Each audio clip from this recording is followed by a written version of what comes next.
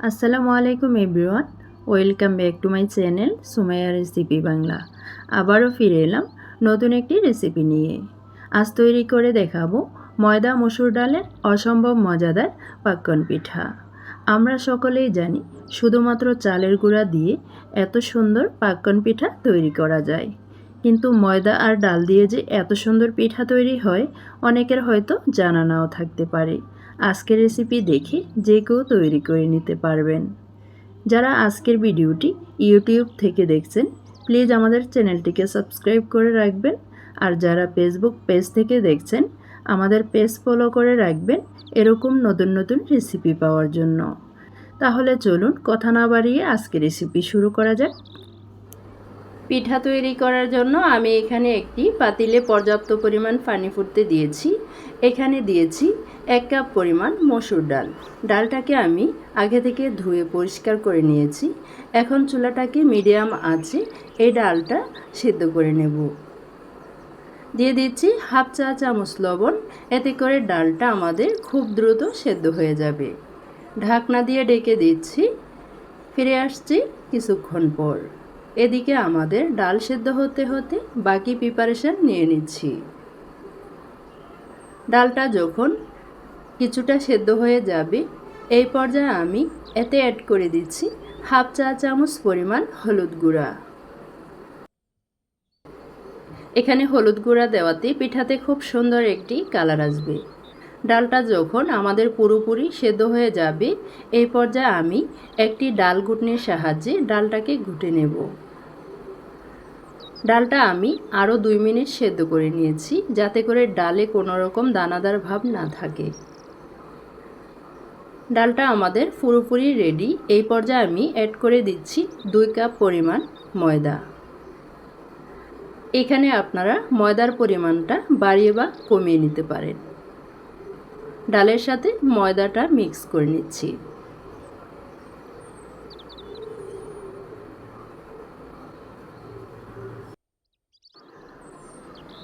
ময়দার এই মিশ্রণটা আমাদের পুরোপুরি তৈরি হয়ে গেলে এই পর্যায়ে আমি ঢাকনা দিয়ে রেখে দিচ্ছি 5 মিনিটের জন্য।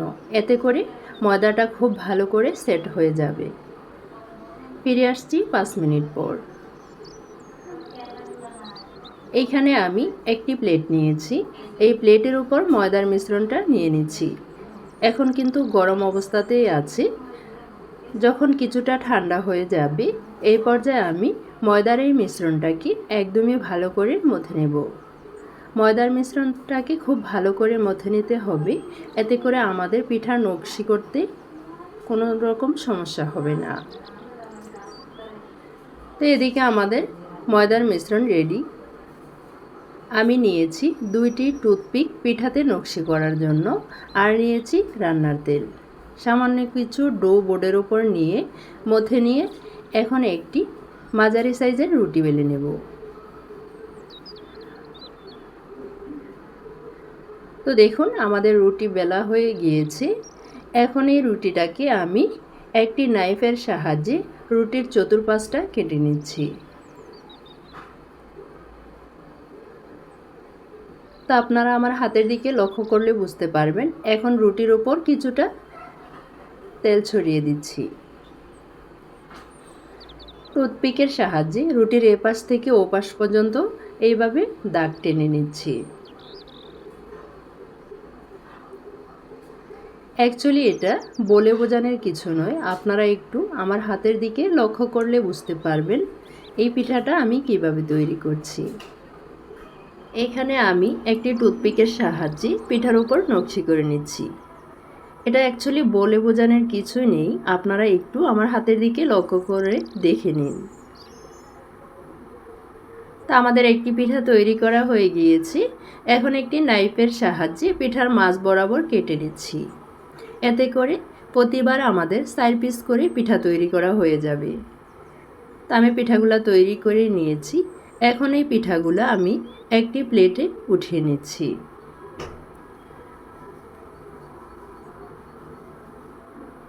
আপনাদের বোঝার সুবিধার্থে আমি আরও একটি পিঠা আপনাদেরকে তৈরি করে দেখাচ্ছি। এখানে ছোট সাইজের একটি রুটি বেলে নিয়ে এর উপর কৌটার ক্যাপ দিয়ে দাগ কেটে নিচ্ছি। এর মধ্যে আরও একটি ছোট সাইজের কৌটার ক্যাপ দিয়ে মাঝ বরাবর দাগ কেটে নিয়ে একটি টুথপিকের সাহায্যে মাঝের ফুলটা আমি উঠিয়ে নিচ্ছি।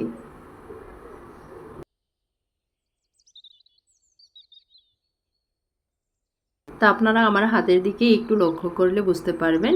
পিঠার সাইড কেটে নিয়ে সাইডটা একটি পিন কাটার সাহায্যে কেটে নিচ্ছি। আমাদের আরও একটি পিঠা তৈরি করা হয়ে গিয়েছে। এখন আমরা পিঠা ভেজে নেওয়ার জন্য চুলায় মিডিয়াম আঁচে তেল ফুটতে দিয়েছি। তেলটা যখন মিডিয়াম গরম হয়ে যাবে এই পর্যায়ে এক এক করে পিঠা দিয়ে দিচ্ছি। এই পিঠাগুলো একটু সময় নিয়ে ধৈর্য সহকারে ভেজে নিতে হবে। খুব দ্রুত কালার আনতে গেলে পিঠার ভেতর কিন্তু কাঁচা থেকে যাবে। আরও একটি পাতিলে দিয়ে দিচ্ছি 1 কাপ পরিমাণ চিনি, 2 টুকরো এলাচ, 2 টুকরো দারচিনি দিয়েছি, এটা ফ্লেভারের জন্য। একই কাপ দিয়ে মেপে দিয়ে দিচ্ছি 1 কাপ পরিমাণ পানি। এই এলাচ দারচিনি আপনাদের যদি ভালো না লাগে তাহলে স্কিপ করতে পারেন। শিরাটা আমাদের অলমোস্ট হয়ে গিয়েছে। এখন আমি চেক করে নিচ্ছি। যখন শিরাটা এরকম চিটচিটি ভাব হয়ে যাবে এই পর্যায়ে চুলা থেকে নামিয়ে নিচ্ছি। এদিকে আমাদের পিঠার একটি পাশ হয়ে গিয়েছে। এই পিঠার একটি পাশ আমি উল্টিয়ে দিচ্ছি। তো পিঠাগুলো একটু সময় নিয়ে ধৈর্য সহকারে আপনারা ভেজে নেবেন, এতে করে পিঠার ভেতরটাও খুবই ক্রিস্পি হবে। পিঠাগুলো আমাদের ভাজা হয়ে গিয়েছে। এখন একটি স্ট্রেনারের সাহায্যে আমি একটি প্লেটে উঠিয়ে নিচ্ছি। এই পর্যায়ে আমাদের পিঠাগুলো ভাজা হয়ে গেলে একটি পাশে রেখে দেব কিছুটা ঠান্ডা হওয়ার জন্য। এদিকে আমাদের শিরাটাও একদমই কুসুম গরম অবস্থাতেই আছে। এখন এক এক করে সবগুলো পিঠা শিরার উপর দিয়ে দিচ্ছি। এই পিঠাগুলো শিরা খুব দ্রুত স্যুপ করে নেয়।